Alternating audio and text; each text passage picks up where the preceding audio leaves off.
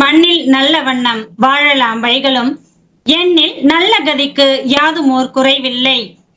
கண்ணில் நல்லகுதுரும் கழுமல வளநகர், பெண்ணில் நல்லாளொடும் பெருந்தகை இருந்ததே. எல்லாம் வல்ல எம்பெருமானை வணங்கி எம்பெருமானை நேசிக்கச் செய்த எந்தையை போற்றி, எந்தையின் சிந்தையில் நின்றேன் தாயின் பாதம் பணிந்து, அருள் இல்லார்க்கு அவ்வுலகம் இல்லை, பொருள் இல்லார்க்கு இவ்வுலகம் இல்லை என்று அன்றே வள்ளுவர் சொன்ன தாரக மந்திரத்தை நெஞ்சிலேந்தி அவையோருக்கும் என் செல்வ வணக்கத்தை உரித்தாக்கிக் கொள்கின்றேன். அறிவின் அரங்கில் பேச்சின் திருவிழாவாக இந்த இணையவழி பட்டிமன்றத்தை 1 மில்லியன் வியூஸ் குழுவினருக்கும், எங்களை வழி நடத்த வந்திருக்கும் மதிப்பிற்குரிய நடுவரையா அவர்களுக்கும், என் அணி தோழர்களுக்கும், எதிரணி நண்பர்களுக்கும் எனது முதற்கண் வணக்கங்கள். நவீன வாழ்க்கை முறை நாம் வசதியாக வாழ கிடைத்த வரம் நடுவர் அவர்களே. இங்கே பேச வந்த அத்தனை பேரிலும் என்ன கேள்வி, இன்றைய பட்டிமன்ற தலைப்பு என்ன என்பதில் குழம்பி போயிருக்கின்றனர். காரணம் என்னவென்று கடைசியில் சொல்கின்றேன். இன்றைய தலைப்பு என்ன? திருமண வாழ்க்கை. காரணம், திருமணம் என்பது பணத்தால் தான் வந்ததா, நவீன வாழ்க்கையில் தான் வந்ததா, அல்லது இதற்கு முன்னோர் வாழ்க்கையில் வந்ததா? சற்றே நினைத்து பாருங்கள். பின்னோக்கி சென்றாலும் சரி, முன்னோக்கி சென்றாலும் சரி, எதிர்கால தேவை என்றாலும் சரி, திருமணம் என்பது ஒரு பந்தம். அந்த பந்தம் காலத்திலும் மிக இனிமையாக அமைவதற்கு ஒரே ஒரு காரணம் என்னவென்றால் அது பணம்தான் நடுவர் அவர்களே. இவர்கள் நவீன வாழ்க்கையால் திருமண வாழ்க்கை கெட்டுவிட்டது என்று போலியாக குமுறி கொண்டிருக்கிறார்கள். அவர்கள் வீட்டில் சென்று பாருங்கள். நவீன வாழ்க்கை முறை எப்படி சார் கசக்கும்? தனி வீடு, சொகுசு, இப்படித்தான் நடத்த வேண்டும், அறைமுறையெல்லாம் இல்லை, எளிமையான முறையில் எப்படி வேண்டுமானாலும், அதிலும் இந்த பெற்றோரே இல்லாமல் தனியாகவே பெற்றோருக்கு செலவு வைக்காமலேயே திருமணம் செய்கின்றனர். இதுதான் ஐயா நவீனம். இவர்கள் தங்களுக்கு பாதகமாக சொல்வது போல எங்களுக்கு சாதகமான சில கருத்துக்களையும் எனக்கு முன்னால் விட்டு சென்றிருக்கின்றனர். அவர்களுக்கு முதல்ல பதில் சொல்லிக்கலாங்கய்யா. எருமை போல பொறுமை வேண்டுமா? பாக்கெட் நிறைய கையில் பணத்தை கொடுத்து பாருங்கள். எண்ணுவதற்கு எத்தனை பொறுமை தேவைப்படுகிறது என்பது தெளிவாக தெரியும் ஐயா. முதல்ல பேசின எதிரணி தோழர் சொன்னாங்க, 1500 ரூபாயில ஷூ கேட்டானா பையன். ஏன்னா எதிர்வி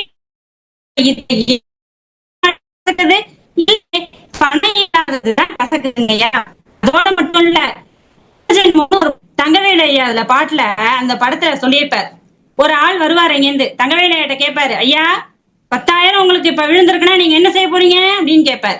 தங்கவேலு ஐயா அழகா சொல்லுவாரு, என்ன செய்வேன், 10,000 விழுந்துச்சுன்னா ஒரு வீடு கட்டுவேன், 2 மாட்டை வாங்குவேன், கொஞ்சம் காட்டை வாங்குவேன் அப்படின்னு சொல்லிட்டு அடிக்கிட்டே போவார். அடுத்து என் தங்கச்சி கல்யாணம் பண்ண பொண்டாட்டி உடனே உருன்னு மறப்பாங்க. உடனே இல்ல உன் பொண்ணுக்கும் கல்யாணம் பண்ணுவேன் அப்படின்னு சொல்லுவார். அடுத்து சொல்லுவார், கொஞ்சம் இருந்துச்சுன்னா நகை நட்டு வாங்குவேன், போடுவேன், அங்க போடுவேன், சுயநதியா அப்படிம்பாங்க மனைவி. உடனே இல்ல உனக்கு காதுக்கு கழுத்துக்கு இடுப்புக்கு எல்லாம் உண்டுமா அப்படின்னு சொல்லுவாங்க. சொன்னோடனே மகிழ்ச்சியா அவங்க சிரிச்சுக்கிட்டே அப்ப சரிங்க அப்படின்னு சொல்லுவாங்க.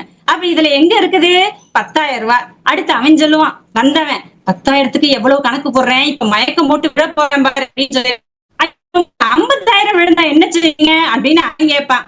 தங்கவேலு ஐயா அழகா சொல்ல, 10,000 விழுந்தா என்ன தேய்ச்சி போறேன், 25,000 ஓங்கிட்டு தள்ள போறேன் அப்படின்னு சொல்லுவான். இத கேட்ட உடனே மயக்கம் போட்டு அந்த ஆளு விழுந்துருவாரு. இது அந்த காலத்துல. இன்னைக்கு அந்த 50,000மோ 25,000மோ லட்சங்களாக மாறி கோடிகளாக இன்னைக்கு முன்னிருந்துட்டு இருக்குது. ஆனா இப்பயும் கூட நமக்கு எது பற்றாக்குறையா இருக்குது? பணம் தான் இருக்குது. அமேசான்ல ஆர்டர் பண்றது பத்தி ஒரு ஐயா சொன்னாங்க. அமேசான்ல ஆர்டர் போடுவாங்க ஐயா, ஆசாசியா 4 புடவை 5 புடவை, பிள்ளைங்களுக்கு 4 டப்பா 5 டப்பா, இனி என்னென்னலாம் வாங்க முடியுமோ எல்லாத்தையும் அமேசான்ல குழந்தைய தவிர எல்லாத்தையும் வாங்கலாங்கயா. கணவன்மார்களையும் சில பேர் வாங்குறதா கேள்விங்க, அது என்னன்னு தெரியல. இப்படி ஒவ்வொன்னா வாங்கிட்டே இருக்கோம்னு வச்சுக்கோங்க, பில்லு காட்டும். அந்த பில்லு ரொம்ப அதிகமா இருக்கும். அப்ப மனசு ஓரமா வலிக்கும். டெலிட் ஒரு ஆப்ஷன் இருக்கும். அதை ஒன்னொன்னா குறைச்சி கடைசியில 10,000க்கு பில்லு போட்ட அந்த அம்மாவோ ஐயாவோ 50 ரூபாய்க்கு ஒரு பொருளை அதையும் பேமெண்டா கட்ட மாட்டாங்க. வீட்டுக்கு வந்து டோர் டெலிவரி அப்படின்னு ஒரு ஆப்ஷன் வச்சிருப்பாங்க. அதை வச்சுட்டு அதை வாங்கையில காசு இருந்தா கொடுத்து வாங்கிடுவாங்க ஐயா. இல்ல அப்படின்னா பொருள் பிடிக்கலன்னு ரிட்டர்ன் பண்ணிடுவாங்க. இப்ப இந்த கஷ்டம் அவங்க வீட்லயே நிக்குது, அந்த எடுத்துட்டு வர அந்த ஆளுடைய உழைப்புல நிக்குது. மிசான் எது காரணம்னு நினைக்கிறீங்க அப்படின்னாக்க பணம். இவ்வளவு ஏங்க வீட்டுக்கு போறோம், திருமண வாழ்க்கை கசக்குதா இனிக்குதாங்கிறது அப்புறம். திருமண வாழ்க்கைன்னு ஒண்ணு நடக்கிறதுக்கு கல்யாணம் பண்ணுவாங்கல்ல, அங்க போய் எல்லாம் சிரிச்சு பேசி சும்மா இருப்பாங்கயா. அங்க ஆரம்பிக்கும் பிரச்சனை. எல்லாம் என்ன புடவை கட்டி இருக்காங்க, எவ்வளவு நகை போட்டுட்டு வந்திருக்காங்க, இதையெல்லாம் ஒரு பக்கம் தள்ளுங்க.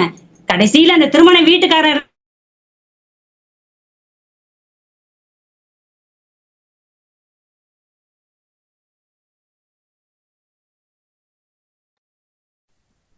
இணைய சிக்கல் நினைக்கிறேன்.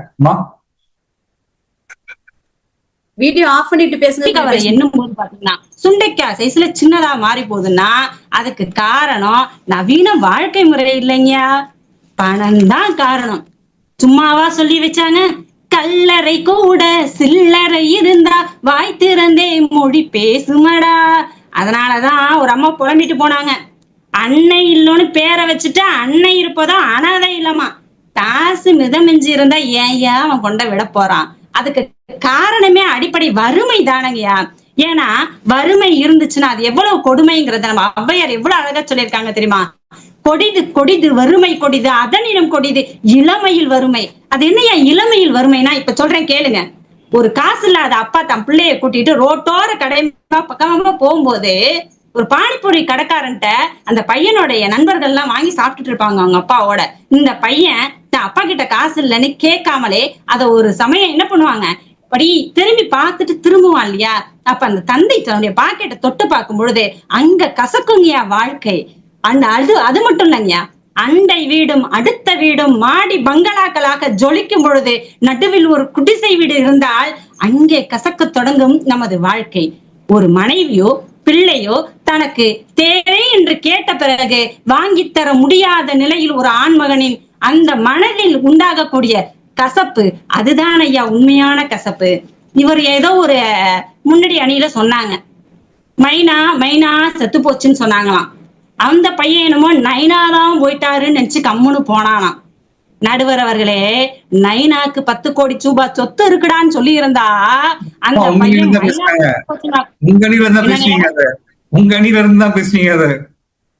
இல்லைங்கய்யா எதிரணியில பேசினாங்க.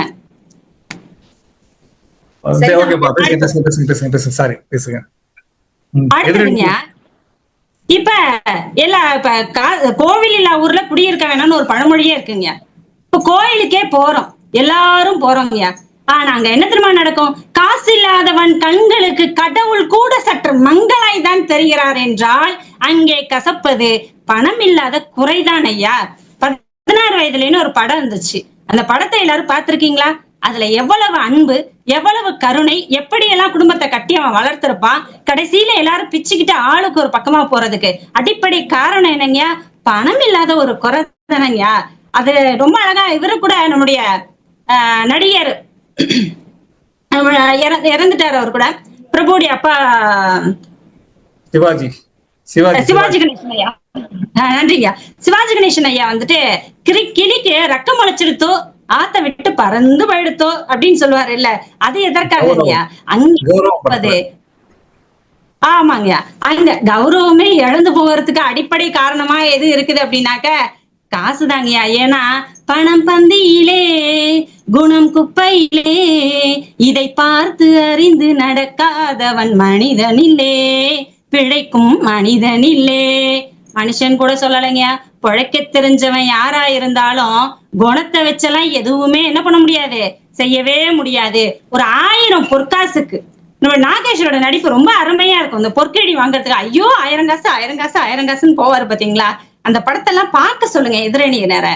பணத்தோட அருமை என்னன்னு தெரியும். அண்ணன் என்னடா தம்பி என்னடா அவசரமான உலகினிலே ஆசை கொள்வதில் அர்த்தம் என்னடா காசில்லாதவன் வாழ்க்கையிலே. காசு பணம் இல்லாதவனுடைய வாழ்க்கையில சந்தோஷத்தை நினைச்சே பார்க்க முடியாது. சந்தோஷமே இல்லாத வாழ்க்கைங்கிறது நிச்சயமா கசப்பாதாங்கயா இருக்கும். எப்ப முன்னாடி ஒரு வார்த்தை சொன்னாங்க, வைஃபை ஃபுல் சிக்னலாம், ஆனா இதயத்துல நோ சிக்னலாம். அந்த வைஃபை சிக்னலும் வைஃபோட சிக்னலும் வேணும்னா நமக்கு பணம் தான் வேணும் அப்படிங்கிறத நினைவுல இருத்தி அன்பு அறம் ரகசியம் காண்பதெல்லாம் அரிது அந்த காலங்க. அந்த அரிதான ரகசியத்தை கூட பணம் இருந்தால் 2 நொடியில தெரிஞ்சுட்டு வந்துடலாங்க. இந்த உலகத்துல எல்லாரும் ஒரே மாதிரியாக புரிந்து கொள்ளக்கூடிய ஒரு மொழி உண்டென்றால் அது பணம் தான் நடுவர்களே. கல்லைத்தான் மண்ணைத்தான் காய்ச்சித்தான் குடிக்கத்தான் கற்பித்தானா, இல்லைத்தான் பொன்னைத்தான் எனக்குத்தான் கொடுத்துத்தான் ரட்சித்தானா, அள்ளைத்தான் சொல்லித்தான் ஆரைத்தான் நோவத்தான் பல்லைத்தான் காட்டித்தான் பதுமத்தான் புவியில் தான் பண்ணினானா. ராமச்சந்திர கவிராயர் ரொம்ப அழகா வறுமைய இதை விட வேற யாராலையும் விளக்க முடியாது. கள்ள மண்ணை காய்ச்சியா குடிக்க முடியும் நானு? என்னுடைய வாழ்க்கையில ஏதாவது அதையாவது கடவுள் கொற்று கொடுத்தானா? கிடையாதே. பந்தம் வெள்ளி பவுனு இது எதையாவது கொடுத்தானா? அதுவும் இல்லையே. எதுவும் என்னுடைய குறைகளை சொல்லி அழறதுக்கு கூட ஒரு இடத்துல முடியல. தன்னுடைய திருமண வாழ்க்கை எப்போது கசக்கும் என்றால், என் வாழ்க்கையில் இந்த குறை உள்ளது என்பதை அடுத்தவர்களிடத்து எடுத்து சொல்லும் பொழுதுதான் ஐயா மனக்கசப்பு உண்டாகும். அந்த எடுத்து சொல்லக்கூடிய நிலைக்கு அவரை தள்ளக்கூடியது பணம் மட்டும்தான் என்று ஆணித்தரமாக என் வாதத்தினை வைத்து எங்கள் அணியினருக்கு வளம் சேர்க்குமாறு செல்வத்தை தன் பெயரிலேயே கொண்டிருக்கக்கூடிய நடுவர் அவர்களே நமது பக்கமாக தீர்ப்பு வழங்குவார் என்ற நம்பிக்கை விடைபெறுகிறேன். நன்றி, வணக்கம்.